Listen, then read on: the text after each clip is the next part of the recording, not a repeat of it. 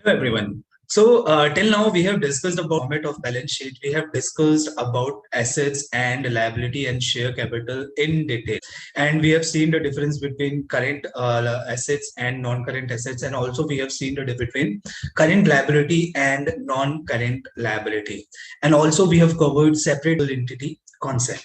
Today we will be discussing about we will see the annual report of Dabur Limited, and then we will further discuss, we will do further few cases balance sheet. So first we will see the annual report of Dabur Limited, that how Dabur Limited prepare their balance sheet practically. Now, if you see here, so they are preparing their standalone balance sheet and date is 31st March 2021. So this balance sheet is for year 2000. Now, what they have done, they have recorded their assets on top. Right, you can see they are recording their on top because they have to follow schedule 3. And if they are following schedule 3, so they will be recording as on top. Now, first, they have written non-current assets. You can see here they have their non-current assets. And in non-current assets, they have shown property, plant and equipment, capital work in progress, investment property, other intangible assets, and financial assets. Right? And also written deferred tax assets, non-current tax assets, and other non-current assets. So we have already seen that what is property, plant and equipment. So if company is buying any land and building or buying any machinery, furniture for their business, so it will be shown in property, plant and equipment. And we seen that this property, plant and equipment is governed by accounting standard 16, or you can say it's 16. We will discuss about Ind AS 16 in detail in coming lectures. After that, capital work in progress is shown. Capital work in progress means, let's suppose Reliance Dabur Limited constructing one building for their business, and this building is yet not completed. Let's suppose 75% work is done and 25% work is remaining, right? So this is what capital work in progress, that asset which is not yet completed, construction is not yet completed, so it will be shown in capital work in progress, right? If I talk about investment property, so this investment property item is governed by Ind AS 40. We will be discussing in detail in coming. But what is investment property?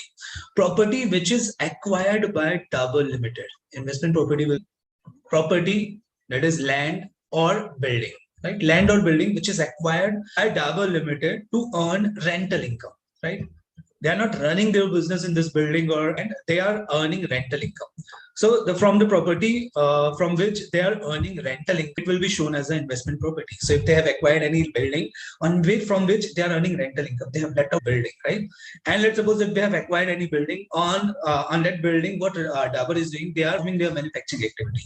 So that manufacturing activity building will be shown in property, plant and equipment, and property which is let out, that will be shown in investment property. This is what a difference between property and equipment and investment property. In other tangible assets, we have already discussed, they will be showing their tangible assets, right? So if they have invested, they have acquired patent, or they have acquired copyright, or they have generated some goodwill, so that will be shown in other tangible asset, right? What is financial asset? So there is specific accounting standard, that is Ind AS 107 and 109.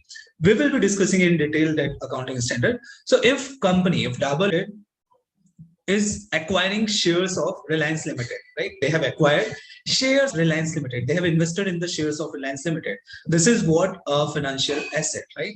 So the investment in securities is a financial asset. Security can be shares, security can be bonds, security can be debentures. So if they're investing in debentures of Reliance Limited, they're acquiring bonds of Reliance Limited, this is going to be financial asset, right?